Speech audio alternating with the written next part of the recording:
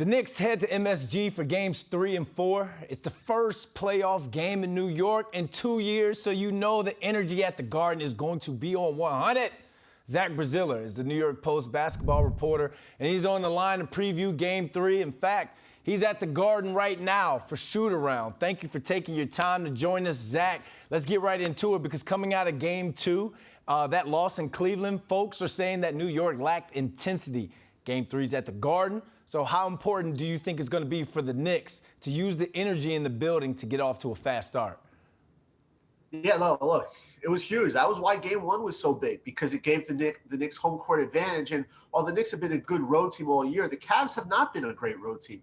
They're under 500 on the road on the season, and to me, that's really it was a big factor coming into the series, where if the Knicks could steal a game on the road, that maybe they could win the 3 home games to win this series. The Garden's going to be electric tonight.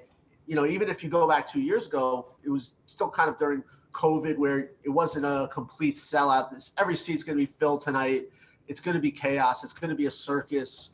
It's 8:30, so you got a few extra hours to pregame if that's your sort of thing. It's one of those nights you just want to be in the building. Did I hear pregame? I'm up for that. Don't threaten me with a good time. Yeah, the energy is going to be on fire. You want to be in that building, but you want to see some of these Knicks players step up. Game 2, you saw the Cavs role players step up big. Quentin Grimes averaged around 22 points and was money from the three-point range over the final 9 games of the regular season. What role players on this Knicks team need to step up big at the Garden tonight? Look, you hit it. Grimes is clearly one of them. R.J. Barrett, Emmanuel Quickly, even Mitchell Robinson. Those 4 guys really didn't play well in the first 2 games. R.J. did have 6 assists and 4 steals in game 1, but no assists in game 2 in 33 minutes. Quentin Grimes only took 6 shots.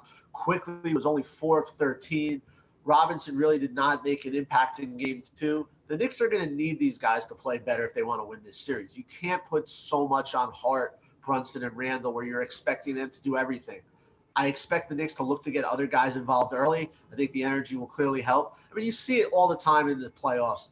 Role players tend to play better at home where they're more comfortable. You need your stars on the road. I do expect these guys to play better. There's no doubt, at least a few of them. And look, if they don't get better play out of them, the Knicks aren't going to win the series. Yeah, Stephen A. Smith even called out R.J. Barrett, saying that he doesn't need to play for the rest of the series. So they're going to need that type of production that Darius Garland and those guys had in Cleveland to go on and win game 3.